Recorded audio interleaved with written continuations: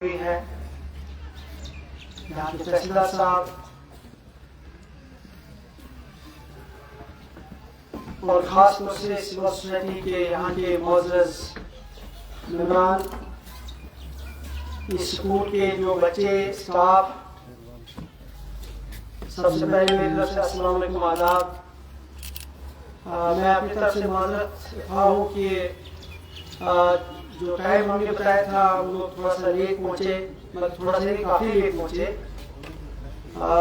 लेकिन चूँकि मैंने पहले ही प्लान किया था कि जो बाकी जगहों पे काम चल रहा है मैं वहाँ भी इंस्पेक्शन करके देख लूँ कि जो ग्राउंड सिचुएशन है क्या वही है जो हमें बताया जा रहा है। इसलिए थोड़ा सा लेट हो गया। चूँकि JJM के बारे में मुझसे पहले एजाज साहब ने या बाकी लोगों ने भी बात करी, या खास तौर पे जो यहाँ इंचार्ज ऑफिसर हैं एजाज साहब, उन्होंने बात करी। लेकिन मैं थोड़ा सा आपको बताता चलूँ कि जैसा कि आप जानते हैं कि जल जीवन मिशन, जिसकी पूरी वजाहत बशारत साहब ने बखूबी करी, डिटेल में बताया, इस वक्त नेशनल लेवल पे सबसे बड़ा प्रोग्राम अगर चल रहा है वो जल जीवन मिशन चल रहा है। 70,000 करोड़ के करीब, पहले 55,000 से शुरू हुआ और आज की डेट में 70,000 के करीब 70,000 करोड़ का जो प्रोजेक्ट है पूरे कंट्री में चल रहा है। और हमारे यहाँ जम्मू कश्मीर में अगर आप देखेंगे 2019 में ये प्रोजेक्ट जो स्टार्ट हुआ है, जो कि ऑनरेबल प्राइम मिनिस्टर साहब ने 15 अगस्त 2019 को जो नारा दिया, हर घर नल से जल, इसको अपनाने के लिए और इसको इम्प्लीमेंट करने के लिए जम्मू कश्मीर में एक बहुत बड़े पैमाने पर प्लानिंग स्टार्ट हुई। और आज की डेट में 3100 हमारे पास स्कीमें हैं पूरे जम्मू कश्मीर में, जिसमें 6,600 के करीब हमारे काम हैं, चाहे OSTs हों, चाहे फिल्ट्रेशन प्लांट्स हों, या पाइप नेटवर्क हों, रिजर्वायर्स हों। ये सारा प्लान किया गया है और ऑलमोस्ट कोई 14,000 करोड़ का जो पूरा हमारा प्लान है वो इन प्लेस है। आप जैसा कि जानते हैं कि JJM में जो गाइडलाइंस हैं इतनी क्लियरिटी के साथ हैं और इतना ट्रांसपेरेंटली हर चीज हो रहा है, हर काम हो रहा है, क्योंकि बाकी जो जिससे पहले प्रोग्राम चले हैं, इस प्रोग्राम में और उन प्रोग्रामों में एक बहुत ही जबरदस्त फर्क है कि ये कम्युनिटी को ऑन बोर्ड लेकर के सारे प्रोग्राम बनते हैं, चाहे वो स्कीम बनानी हो, पानी को सोर्स ढूंढना हो, या फिर काम एग्जीक्यूट करानी हो। टेंडरिंग ये टेंडरिंग के जरिए से 100%, फिर काम कैसे हो, क्वालिटी क्या हो, पूरे पानी समिति के लोगों को ऑन बोर्ड करके इसमें सारी चीजें चलती हैं। और पेमेंट का सिस्टम इतना ट्रांसपेरेंट है कि थर्ड पार्टी मॉनिटरिंग होती है, जो कि डिपार्टमेंट से बाहर, या हमारे यहाँ जो इस वक्त डिस्ट्रिक्ट प्रोजेक्ट मॉनिटरिंग यूनिट्स हैं उसमें सीनियर लोग हैं, या मेरे साथ जो कंसल्टेंट टीम है, चीफ इंजीनियर रैंक के लोग हैं, SC रैंक के लोग हैं, ये सारे के सारे लोग इंडिपेंडेंटली इन चीजों को देखते हैं कि काम जो है वो क्वालिटी हुई है, क्वालिटी के हिसाब से हुआ है, और जो इसमें फॉर्मेलिटीज है वो सारी हुई हैं। और सबसे बढ़कर जो मुझे पूरे इसमें प्रोग्राम में सबसे अहम चीज लगती है वो ये है कि पहले डिपार्टमेंट अपने आप को खुद ही सर्टिफिकेट देते थे, गवर्नमेंट को देते थे कि जनाब हमने ये काम कंप्लीट किया। लेकिन जल जीवन मिशन एक ऐसा प्रोग्राम है पूरे कंट्री में जिसमें लोग इंजीनियर्स को सर्टिफिकेट देते हैं। हर घर जल सर्टिफिकेशन तब शुरू होती है जब पानी समिति, जब लोगों को पूरा सर्टिफाई होगा कि जितने घरों को पानी मिलना था वो पानी उनके घर तक पहुंच गया है, 55 लीटर्स पर डे के हिसाब से पहुंचा है, रेगुलरली पहुंचा है और क्वालिटी के हिसाब से आ रहा है। तब जाकर के एजाज साहब को अगर रफीकाबाद डेंगू की वजह से सर्टिफिकेट चाहिए, न मेरी सर्टिफिकेट चलेगी, न यहाँ किसी और इंजीनियर की सर्टिफिकेट चलेगी, न DC की सर्टिफिकेट चलेगी। यहाँ अगर सर्टिफिकेट चलेगी वो पानी समिति की सर्टिफिकेट चलेगी, क्योंकि वो साइन पब्लिक की सर्टिफिकेट देनी है, वीडियोग्राफी होनी है, और वो पूरे मुल्क में जो इसका बाज़ाब्ता एक पोर्टल बना हुआ है, उस पर चढ़ानी है, तब जाकर के वो जो है एक्सेप्टेबिलिटी होगी कि एजाज साहब और उनकी पूरी टीम ने जेएचएम के काम किसी जगह कंप्लीट किए हैं। अब देखिए कितना फर्क है। पहले जो सर्टिफिकेट होती थी वो अपने इंजीनियर को गवर्नमेंट देती थी, लेकिन अब पब्लिक इंजीनियर को सर्टिफिकेट देके काम जो है सक्सेसफुली कंप्लीट हुआ। और उसमें भी सबसे बड़ी बात है कि पानी समिति के लोगों को वाटर क्वालिटी टेस्टिंग में ट्रेनिंग दी गई है, एफटीके उनके पास है, वो किसी भी पानी के क्वालिटी को चेक कर सकते हैं और वो पानी पीने के लायक है या नहीं है वो आपको पता है कि वो कोई भी कह सकते कि ये पानी सही नहीं है। बहुत सारी जगहों पे अभी जो है जो एफएसटीसीज या जो नलके लगने हैं वो लग चुके हैं, लेकिन अभी सारी जगहों पे हर सर्टिफिकेशन नहीं मिल रही है, क्योंकि वहाँ का पीआरआई, वहाँ के पानी समिति के लोग उनको कहते हैं कि पहले यहाँ पे ये इशू है, ये इनकम्प्लीट है, ये चीजें कंप्लीट करके दे दो, बाकी चीजें करके दे दो, तब जाकर के हम सर्टिफिकेट दे देंगे। इतना ट्रांसपेरेंट और इतना जो वाइब्रेंट सिस्टम शायद मेरे सर्विस के लिए और जो हमारे यहाँ सीनियर इंजीनियर्स हैं उनके कैरियर में भी ऐसा ट्रांसपेरेंट और वाइब्रेंट सिस्टम अभी तक नहीं आया। तो हमें इस चीज का फायदा उठाना है। अगर आप बारामूला की बात करेंगे, हमारे पास 228 के करीब प्रोजेक्ट्स हैं, जिसमें 400 के करीब हमारे काम हैं, मुख्तलिफ काम हैं। और जहां पूरे यूटी में हमें 18,68,000 के करीब रूरल हाउस होल्ड्स को कवर करना है, उसमें से हम लोग 74% ऑलरेडी कर चुके हैं, लगभग 14 लाख हम कर चुके हैं।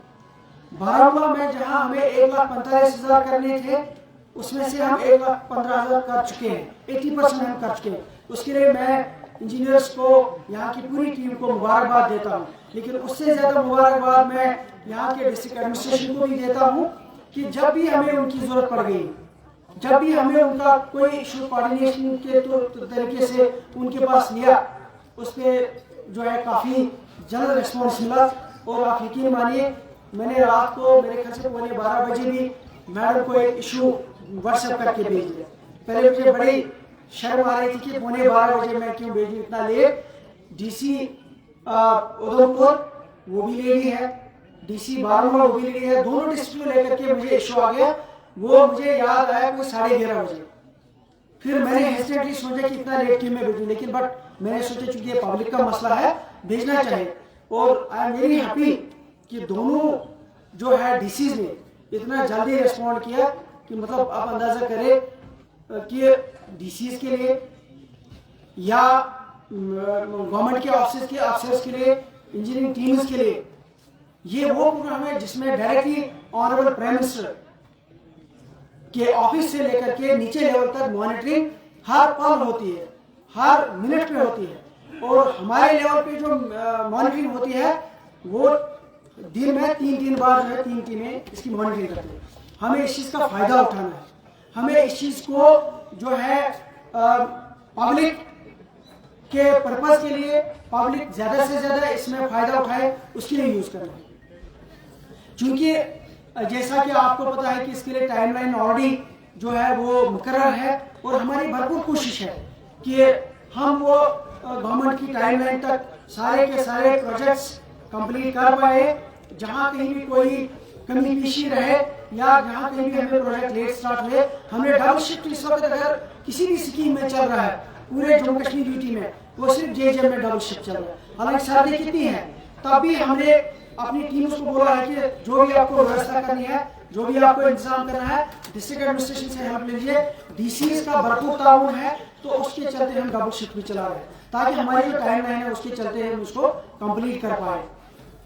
इसमें अब सबसे बड़ा कंप्लीशन की बात जो है, जैसा आपने बताया कि लोगों को इसमें सामने आना है, पानी समिति को सामने आना है, क्योंकि इन स्कीम्स को पानी समिति को चलाना है, लोगों को चलाना है। सो हमने पहले से भी जो है उसकी हैंड होल्डिंग स्टार्ट करी है, ट्रेनिंग दी है। आगे आने वाले दिनों में भी वो हैंड होल्डिंग करेंगे ताकि वो सारी की सारी स्कीमें जो पानी समिति या जो लोगों को हैंड ओवर हो जाएंगी उनको हम सक्सेसफुली चला पाए। इसमें लोगों का ताउन भी चाहिए कि वो सामने आकर के जो पानी का इस्तेमाल है वो जुडिशियसली करें, जो वाटर यूसेज चार्जेस हैं वो टाइम पे दे दे, वो अपने जो वाटर कनेक्शन है उनकी रजिस्ट्रेशन कराएं, और जो पानी के ज़खायर है, सबसे इम्पोर्टेंट बात जो है, एक और मिशन जो इस वक्त चल रहा है जल शक्ति अभियान, मैं उसका भी फॉर्चुनेटली स्टेट लेवल पे नोडल ऑफिसर हूँ। तो पूरे कंट्री में जो वो प्रोग्राम चल रहा है वो यहाँ भी हमारे डिस्ट्रिक्ट में चल रहा है। तो उसमें कुछ डिस्ट्रिक्ट वाटर स्ट्रेस डिस्ट्रिक्ट हैं, 5 डिस्ट्रिक्ट हैं, लेकिन ओवरऑल सारे डिस्ट्रिक्ट में जो पानी के ज़खायर को, चाहे वो नदी नाले हों, चाहे वो चश्मे हों, उनको रिचार्ज करके दोबारा से पानी बढ़ाना है। क्योंकि ये जो जल जीवन मिशन है इसकी प्लानिंग 40 साल को लेकर के है कि जहाँ से हम पानी का सोर्स लेंगे उस सोर्स का इंतजाम हो रहा है कि ये 40 साल तक चलना चाहिए। पहले के मुकाबले में वो चीज़ शायद नहीं सोची जाती थी। तो मैं यहाँ बारामूला के सारे आवाम को मुबारकबाद देता हूँ कि जिस तरीके से JJM को अभी तक हम सक्सेसफुली 80% तक ले पाए हैं। आने वाले दिनों में उनके सहयोग से, उनके ताउन से हम 20% और भी कंप्लीट टाइम पे कर पाए।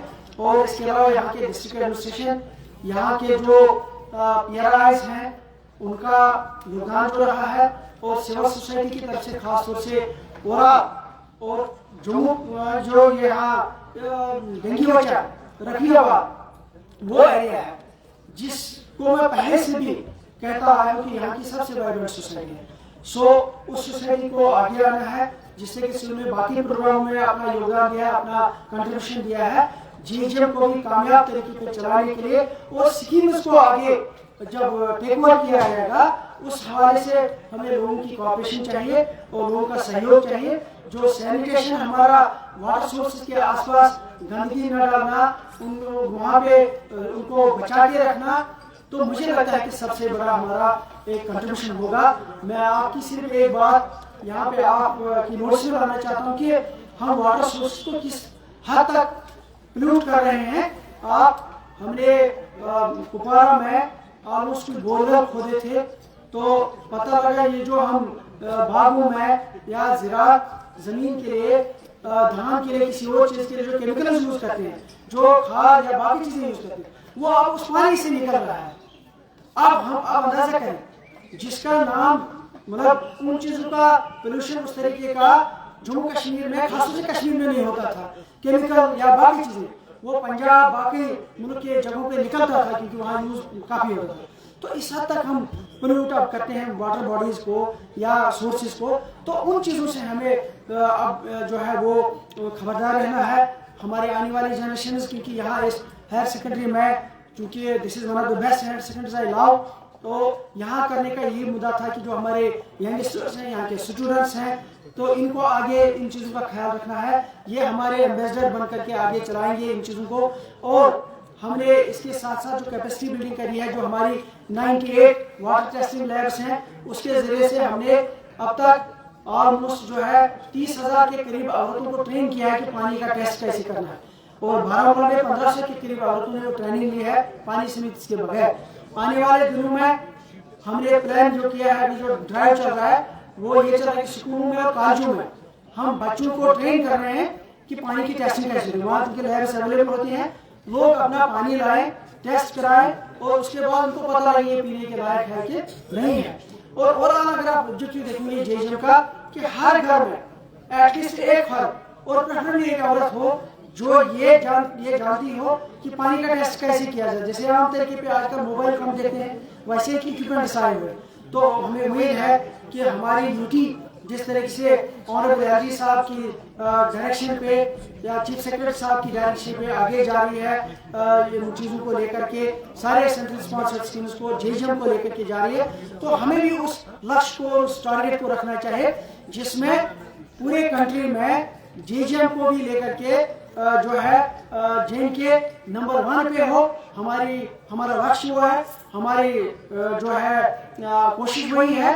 और उसमें जो सहयोग हमें अभी तक मिला है और जो आगे लोगों से चाहिए, सिविल सोसाइटी से चाहिए, मुझे उम्मीद है कि आज यहाँ डेंगू वजह से clear, loud and clear message हमारे लोगों को है कि वो सामने आए, अपने वाटर सोर्सेज को बचाए, अपने कमिंग जनरेशन के लिए पानी के ज़खायर को और बढ़ाए, और जो इस वक्त पानी हमारे पास है उसका जुडिशियस यूज करे, उसका बेतहाशा यूज न करे, और जो संजीदगी हम दिखाते हैं बाकी चीजों में, पानी के हवाले से भी वो संजीदगी हमें दिखानी चाहिए।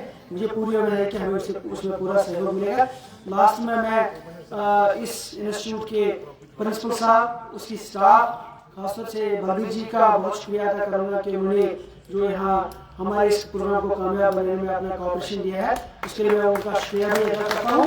और जिन बच्चों ने आज के कॉम्पिटिशन में पार्टिसिपेट किया, मैं उनको मुबारकबाद देता हूँ, और खासतौर से जिन बच्चों ने first, second and third position हासिल की है, उनको मेरी तरफ से बहुत बहुत थैंक यू।